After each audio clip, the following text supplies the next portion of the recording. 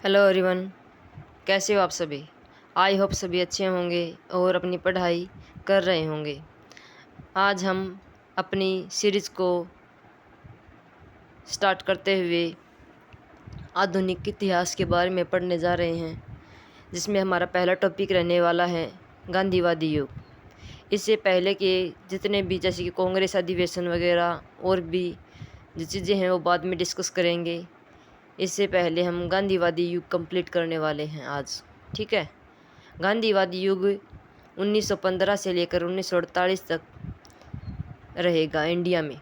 इससे पहले गांधी जी की जितनी एक्टिविटी रही साउथ अफ्रीका में, वो भी हम इसी लेक्चर में डिस्कस करने वाले हैं। आई होप हमारे 1 से 2 क्वेश्चन इसमें से बन जाए। ठीक है गाइज, चलो हम आज टॉपिक स्टार्ट करते हैं। फिर गांधीवादी युग। गांधीवादी युग पढ़ने से पहले हम थोड़ा सा पीछे जाते हैं।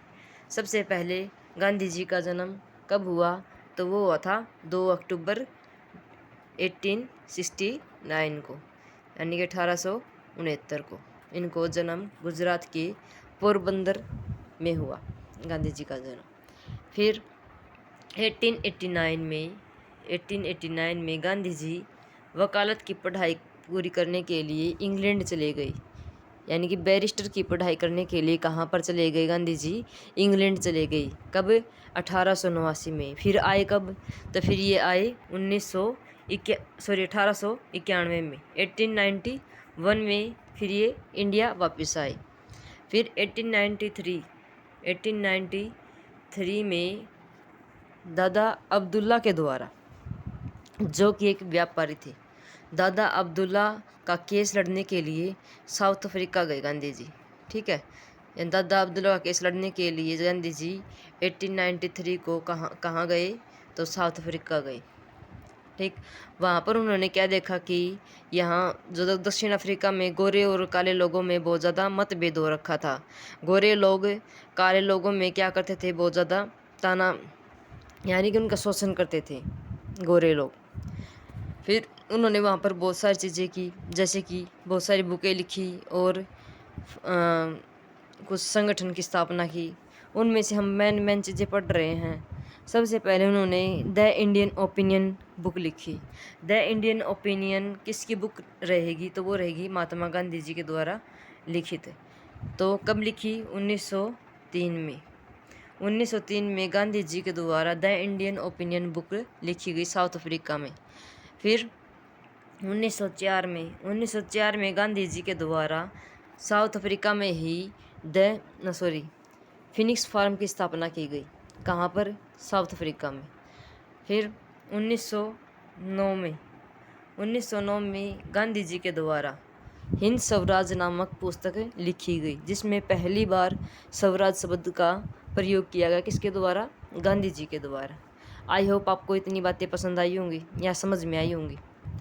तो अब पढ़ते हैं हमारे इंडिया में गांधी जी का क्या रोल रहा है, क्या महत्व रहा है। ठीक है।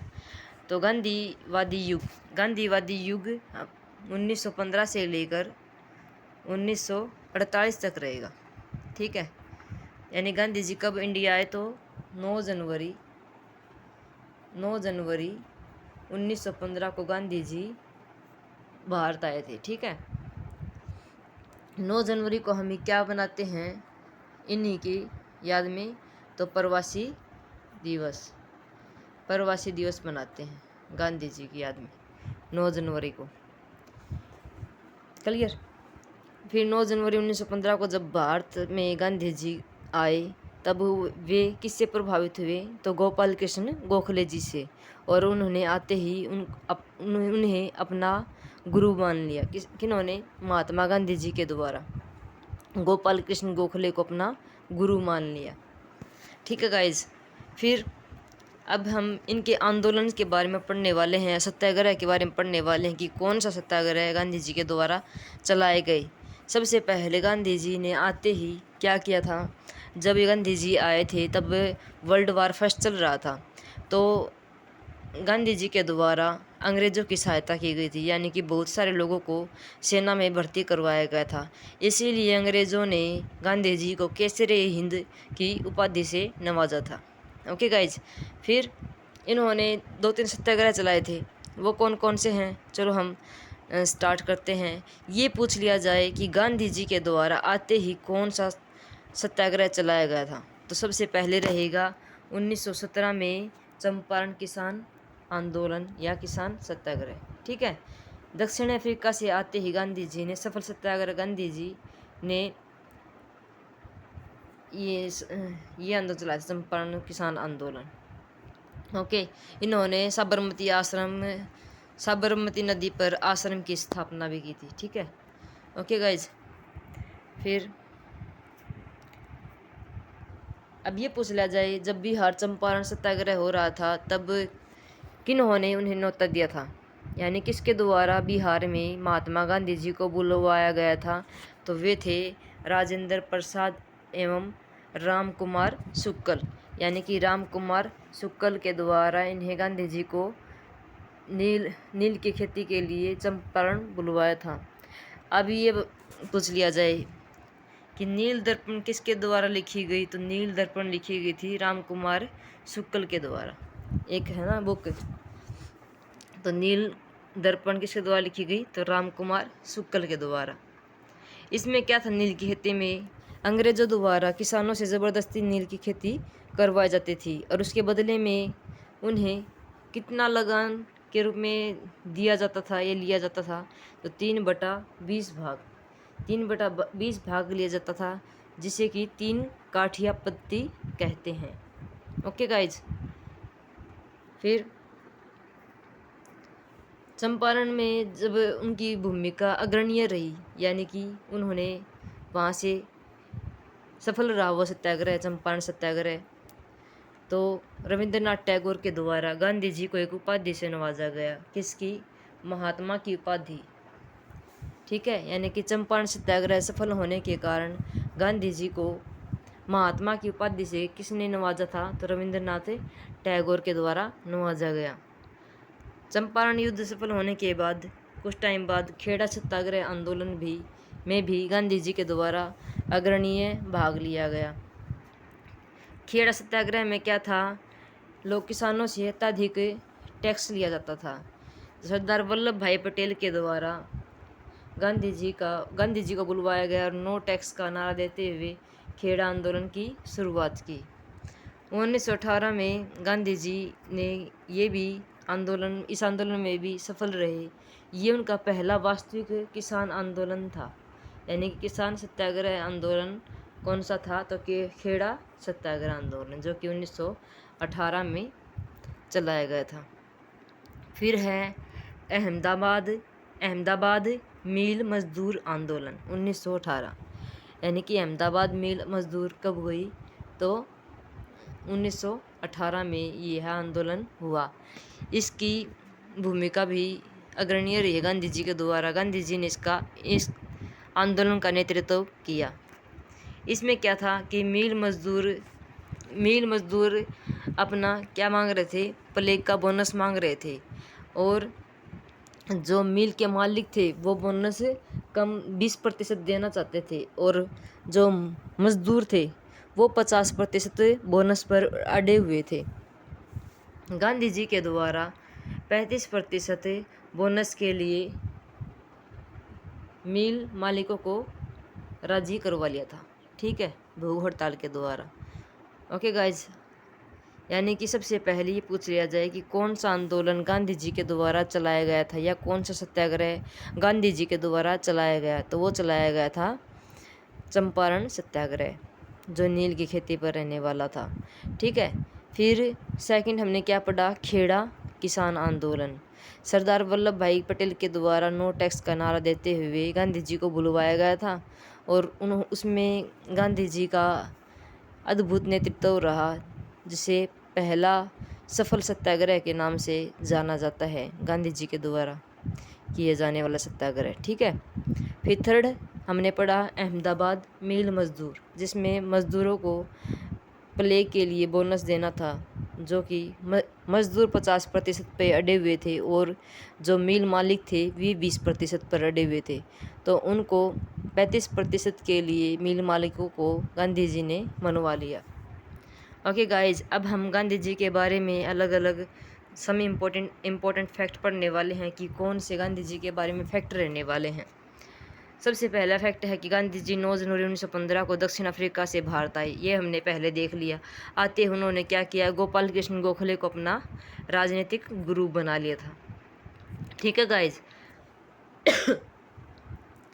जिस समय गांधी जी, ये भी हमने पढ़ लिया कि आते ही उन्होंने सेना में लोगों को भर्ती करवाया, जिससे कि अंग्रेज़ों के द्वारा केसरे हिंद से सम्मानित किया गया।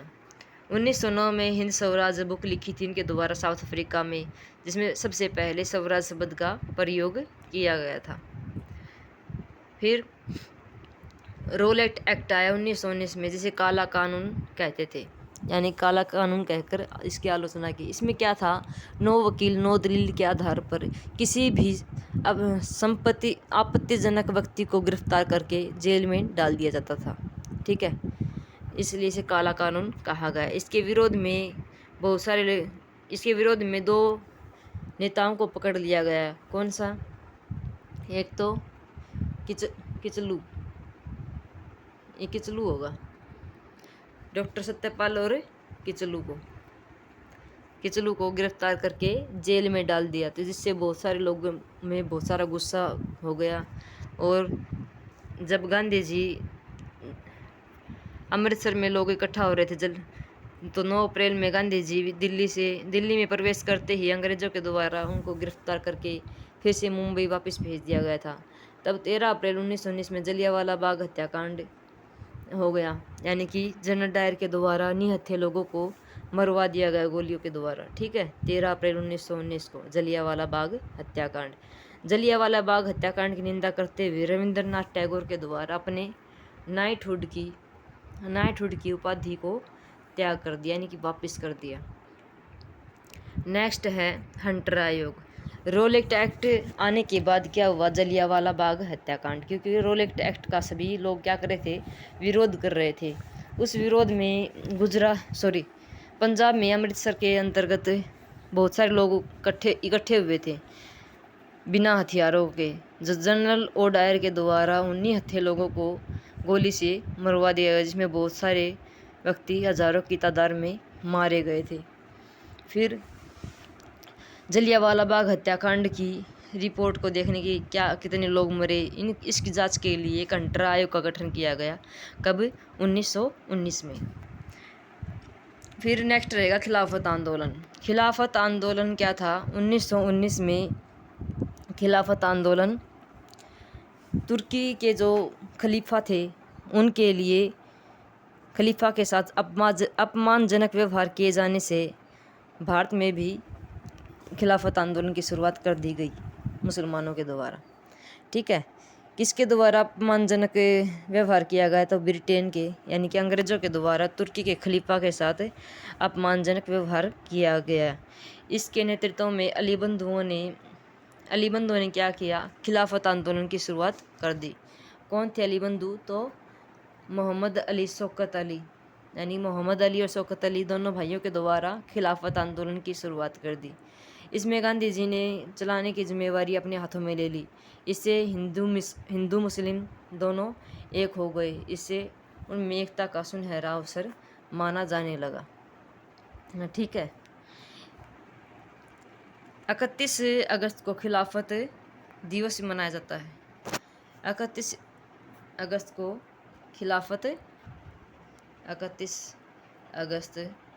को 1919 खिलाफत दिवस के रूप में मनाया गया पहली बार। ठीक है, नेक्स्ट हमारा रहेगा असहयोग आंदोलन।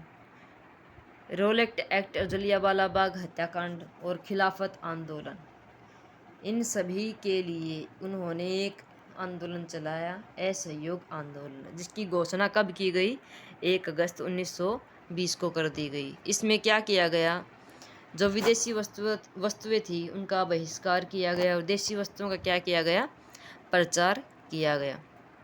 नेक्स्ट क्या रहेगा इसमें सभी व्यक्तियों ने बढ़ चढ़ कर भाग लिया।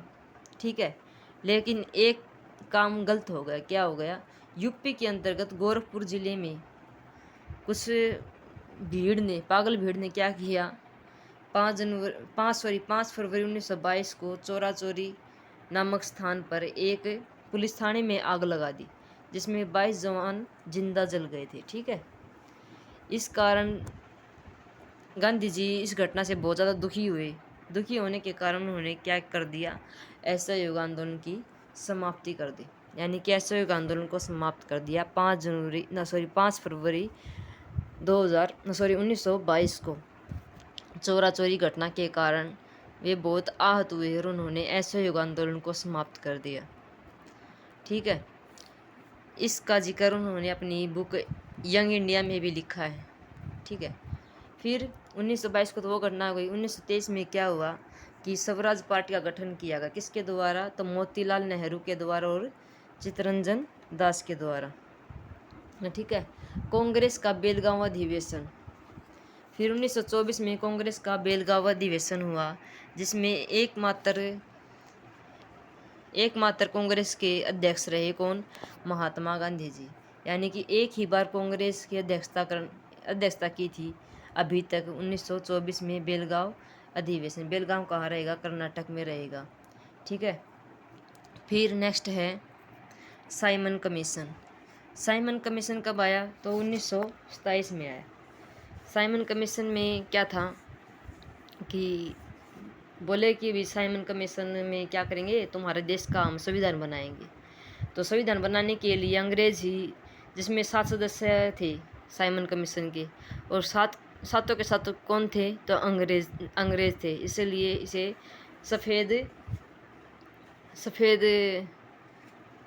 सफ़ेद कानून कहकर इन्हें सफ़ेद कमीशन कहकर गो बैक के नारे लगाए, साइमन गो बैक के नारे लगाए। ठीक है, जब गो बैक के नारे लग रहे थे तो लाला लाजपत राय सैंडर्स के द्वारा उनको लाठी मारते हुए उनकी मृत्यु हो गई। लाला लाजपत राय की मृत्यु का बदला लेने के लिए भगत सिंह के द्वारा सैंडर्स को गोली मार दी गई और उसकी हत्या कर दी गई। साइमन कमीशन के द्वारा फिर एक शर्त रखी गई कि तुम अपना संविधान खुद बना लो, तो हमसे नहीं बनवा रहे। तो इसलिए फिर नेहरू रिपोर्ट में ये संविधान बनाना स्टार्ट कर दिया गया था। ठीक है,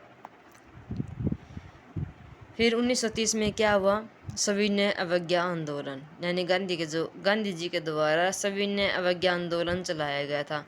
कब चलाया गया, तो 12 मार्च 1930 को, जिसकी शुरुआत गांधी जी के द्वारा 12 मार्च 1930 को की गई थी साबरमती आश्रम से। और इनके साथ कितने अनुयायी थे, तो वे थे 78। ठीक है, 78 अनुयायी रहने वाले थे। और 24 दिन की लंबी यात्रा पूरी करने के बाद इन्होंने 6 अप्रैल 1930 को अपनी दांडी यात्रा पूरी करके वहाँ पर नमक कानून तोड़ा। ठीक है, इस आंदोलन में तमिलनाडु में किस राजनेता ने भाग लिया, तो वो लिया था राजगोपालाचार्य ने। ठीक है, तमिलनाडु में सविनय अवज्ञा आंदोलन में किसने भाग लिया, तो वो लिया राजगोपालाचार्य ने। और पश्चिमी उत्तर सीमांत में किसने लिया, तो खान अब्दुल गफ्फार खां। इसी के कारण इन्हें सीमांत गांधी के नाम से भी जाना जाता है। ठीक है, इनके खान अब्दुल गफ्फार के नेतृत्व में इनके द्वारा गठित क्या है, संगठन है खुदाई खिदमतगार और लाल कुर्ती के संगठन ने सविनय अवज्ञा आंदोलन में सक्रिय भूमिका निभाई। खान अब्दुल गफ्फार के द्वारा संगठित लाल कुर्ती और खिदमतगार संगठन में सक्रिय भूमिका निभाई गई। ठीक है, फिर नेक्स्ट होगा, फिर 13 वर्षीय युवा नागा थी एक गार्डनेलू ने क्या किया था, अपने पूरे नागा साथियों के साथ सविनय अवज्ञा आंदोलन को पूरा समर्थन किया, जिससे कि पंडित जवाहरलाल नेहरू के द्वारा गार्डनेलू को रानी की उपाधि दी गई। नेक्स्ट रहेगा गोलमेज सम्मेलन। सविनय अवज्ञा आंदोलन हो रहा था तब गोलमेज सम्मेलन भी चल रहे थे 1930 में ही। ठीक है, तो बहुत सारे लोगों ने गांधी जी को मनाने का प्रयास किया कि आप गोलमेज सम्मेलन में भाग लो। गोलमेज सम्मेलन में क्या हो रहा था कि संविधान का निर्माण किया जा रहा था। ठीक है, इसमें जब गांधी जी को मनवाया गया, मना लिया गया, तो गांधी जी को गांधी इरविन समझौता हुआ था 1931 में। गांधी इरविन समझौता हुआ 1931 में। तो 1931 में ही द्वितीय गोलमेज सम्मेलन हुआ। जब गांधी जी मन गए तो उन्होंने द्वितीय गोलमेज सम्मेलन में भाग लिया। केवल एकमात्र गोलमेज सम्मेलन में सरोजिनी नायडू और गांधी जी ने भाग लिया, ठीक है। और तीनों गोलमेज सम्मेलन में डॉक्टर भीमराव अंबेडकर के द्वारा भाग लिया गया। इसमें 40% संविधान बनकर क्या हो गया था, तैयार हो गया था। नेक्स्ट रहेगा गांधी, ये हमने पढ़ लिया, गांधी इरविन समझौता। फिर पूना पैक्ट आता है 1932। पूना पैक्ट में क्या होगा, गांधी जी और दलित नेता अंबेडकर के बीच हुआ। पूना पैक्ट में क्या था कि अंबेडकर जी का ये कहना था कि सांप्रदायिकता के आधार पर उन्हें भी अलग से चुनाव की सीटें मिली, यानी कि चुनाव लड़ने की सीटें मिलनी चाहिए सांप्रदायिकता के आधार पर, ठीक है। फिर आया क्रिप्स मिशन, सॉरी यहाँ पर शहीद। फिर क्या हुआ, 5 मार्च 1931 को क्या था, 5 मार्च 1931 को गांधी इरविन समझौता हुआ था। गांधी इरविन समझौता होने के बाद ही 23 मार्च 1931 को शहीद भगत सिंह, सुखदेव, राजगुरु को फांसी दे दी गई। शहीद किस लिए, क्योंकि एक तो सैंडर्स की हत्या करने के लिए और एक लाहौर षड्यंत्र के लिए, ठीक है। इन्होंने असेंबली में बम फेंका था, इसके लिए भी। फिर नेक्स्ट रहेगा क्रिप्स मिशन। क्रिप्स मिशन आया था 1942 में। क्रिप्स मिशन में क्या था, द्वितीय विश्व युद्ध शुरू हो गया था, तो अंग्रेज़ों ने फिर से कहा कि तुम भी, आप सभी लोग हमारा इसमें लड़ाई में, वॉर में साथ दें तो हम आपको आज़ाद कर देंगे। फिर गांधी जी ने क्या कहा, यह एक पोस्ट डेटेड चेक है, यानी कि तुमने इसका पहले यूज़ कर लिया, अब इसका कोई मतलब नहीं रह जाता। तुम अपने वादों पे नहीं रहे, तो अब कैसे रहोगे। इसलिए सभी ने मना कर दिया। जवाहरलाल नेहरू ने ऐसे बैंक के नाम जो टूटा था, ऐसे शब्द को जोड़कर इसे मना कर दिया, क्रिप्स मिशन। यानी कि क्रिप्स मिशन वापस जाओ के नारे लगने लगे। फिर भारत छोड़ो आंदोलन 1942 को महात्मा गांधी के द्वारा चलाया गया, ठीक है। भारत छोड़ो आंदोलन, करो या मरो का नारा गांधी जी के द्वारा ये पूछ लिया जाता है कि कब दिया गया करो या मरो का नारा। करो या मरो का नारा गांधी जी के द्वारा भारत छोड़ो आंदोलन में दिया गया था। कब, 1942 में। फिर भारत छोड़ो आंदोलन के प्रचार में सरोजिनी नायडू और महात्मा गांधी सहित कई नेताओं को गिरफ्तार करके आगा खां पैलेस में रखा गया। इन नेताओं को गिरफ्तार करने हेतु जो अभियान चलाया गया था उसे ऑपरेशन 0R कहते हैं, ठीक है। इतनी बात समझ में आई। नेक्स्ट रहेगा, भारत छोड़ो आंदोलन के टाइम ही जयप्रकाश नारायण फरार हो गए थे। उन्होंने भूमिगत होकर आज़ाद दास्ता का गठन किया। यानी कि भारत छोड़ो के आंदोलन के, ये पूछ लिया जाए कि किसके द्वारा आज़ाद दास्ता का गठन किया गया था, तो वो किया गया था जयप्रकाश नारायण के द्वारा। फिर गांधी जी ने क्या किया, कैद में रहते हुए भूख हड़ताल शुरू कर दी, जिससे कि उनकी हालत बिगड़ने लगी। फिर अंग्रेज़ों के द्वारा उन्हें जल्द ही रिहा करना पड़ा। फिर 1946 में कैबिनेट मिशन योजना के तहत, यानी कैबिनेट मिशन योजना के तहत संविधान का निर्माण किया जाने लगा। फिर 29 मार्च 1946 को कैबिनेट मिशन भारत आया, जिसके अध्यक्ष 3 मेंबर थे, स्टैफोर्ड क्रिप्स, एवी अलेक्जेंडर और पैथिक लॉरेंस। संविधान सभा के निर्माण के लिए 3 बंदे ब्रिटेन से आए थे। यानी कैबिनेट मिशन के तहत ये पूछ लिया जाए कि कितने मेंबर आए थे, तो 3 आए थे, स्टैफोर्ड क्रिप्स, एवी अलेक्जेंडर और पैथिक लॉरेंस। और इसमें क्या रहेगा, 1947 में माउंटबेटन योजना के तहत भारत पाकिस्तान को अलग कर दिया गया। मोहम्मद अली जिन्ना के द्वारा यह मांग की गई थी कि 1940 में पाकिस्तान 1940 में मोहम्मद जिन्ना के द्वारा यह मांग की गई थी पाकिस्तान को अलग से देश बनाया जाए। इसलिए 1947 में माउंटबेटन योजना के तहत भारत और पाक को अलग कर दिया गया। ठीक है, अब ये पूछ लिया जाए कि पहले स्वतंत्र भारत के गवर्नर जनरल कौन थे। पहले भारतीय पूछा है, तो पहले भारतीय कौन होंगे? राजगोपालाचारी। और ये पूछ लिया जाए कि पहले स्वतंत्र भारत के गवर्नर जनरल कौन होंगे, तो वो रहेंगे माउंटबेटन। और अंतिम भी कौन रहने वाले हैं गवर्नर जनरल? तो राजगोपालाचार्य जी। फिर 31 जनवरी 1948 को महात्मा गांधी जी को क्या कर दिया था? नथुराम गोडसे के द्वारा गोली मारकर उनकी हत्या कर दी गई। कब? 31 जनवरी 1948 को। 31 जनवरी को हम क्या बनाते हैं? तो शहीद दिवस मनाते हैं। ठीक है, और 23 मार्च को क्या मनाते हैं? तो शहीदी दिवस। 23 मार्च को क्या किया गया था? शहीद भगत सिंह और सुखदेव राजगुरु को फांसी लटकाया गया था। तो 23 मार्च को शहीदी दिवस और 31 जनवरी को शहीद दिवस। और हरियाणा में क्या करते हैं? 23 सितंबर को क्या करते हैं? शहीद दिवस मनाते हैं। ठीक है, फिर फिनिक्स आश्रम की स्थापना किसके द्वारा की गई? तो वो की गई थी महात्मा गांधी के द्वारा। इतना हमने पढ़ लिया था। आई होप आपको मेरी ये बातें समझ में आई होंगी और आपको ये टॉपिक बहुत पसंद आया होगा। एक बार मोटा मोटा रिवीजन कर लेते हैं कि गांधी जी ने क्या क्या एक्टिविटी इंडिया में आने के बाद क्या क्या काम किए, भी कौन कौन से काम किए। तो गांधी जी उससे पहले क्या थे? वकालत की पढ़ाई पूरी की। कब? 1889 में गए थे, 1891 में आ गए थे। फिर 1893 में क्या किया उन्होंने? साउथ अफ्रीका में गए थे। किसका केस लड़ने के लिए? दादा अब्दुल्ला का केस लड़ने के लिए साउथ अफ्रीका गए। उन्होंने वहाँ पर क्या देखा कि गोरे और काले लोगों के बीच बहुत ज़्यादा मतभेद है। गोरे लोग काले लोगों का बहुत ज़्यादा शोषण करते हैं। इसलिए उन्होंने बहुत सारे काम किए, वहाँ पर फर्म्स स्थापना की, बुक्स लिखी। ठीक है, फिर जब 1915 में गांधी जी भारत आए, 9 जनवरी 1915 को गांधी जी भारत आए, तो 9 जनवरी को हम क्या बनाते हैं? प्रवासी दिवस मनाते हैं। आते ही वो किससे प्रभावित हुए? तो वो प्रभावित हुए गोपाल कृष्ण गोखले जी से।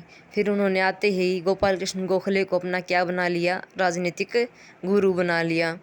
राजनीतिक गुरु बनाने के बाद 1917 में उन्होंने पहला चंपारण आंदोलन स्टार्ट किया। यानी पहला सत्याग्रह कहाँ रहेगा? तो 1917 में चंपारण में।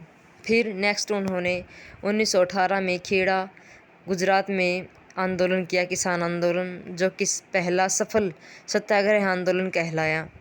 फिर उन्होंने क्या किया? 1918 में ही अहमदाबाद मिल मजदूर आंदोलन चलाया। उसमें उन्होंने प्लेग बोनस से संबंधित नेतृत्व किया उस आंदोलन का। फिर उन्होंने 1919 में खिलाफत आंदोलन की शुरुआत की।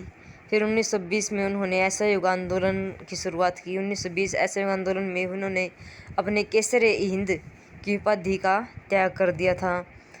असहयोग आंदोलन की समाप्ति का कारण क्या था? तो वो था चोरा चोरी हत्याकांड। यानी कि 5 फरवरी 1922 को चोरा चोरी यूपी में कुछ लोगों के द्वारा एक पुलिस थाने में आग लगा दी गई, जिसमें बहुत सारे लोग मारे गए थे। इससे आहत होकर गांधी जी ने क्या किया? अपने असहयोग आंदोलन को वापस ले लिया, यानी कि असहयोग आंदोलन को बंद कर दिया। कुछ टाइम बाद फिर अगले साल ही क्या हुआ? 1923 को, तो मोतीलाल नेहरू और चित्तरंजन दास जी के द्वारा क्या किया गया? स्वराज पार्टी का गठन किया गया। फिर 1924 में बेलगांव कांग्रेस का अधिवेशन हुआ। उसमें एकमात्र अध्यक्षता गांधी जी के द्वारा की गई, कांग्रेस की एकमात्र, यानी कि कांग्रेस के एक ही बार अध्यक्ष बने, वो बने बेलगांव कर्नाटक में अध्यक्ष बने कांग्रेस के।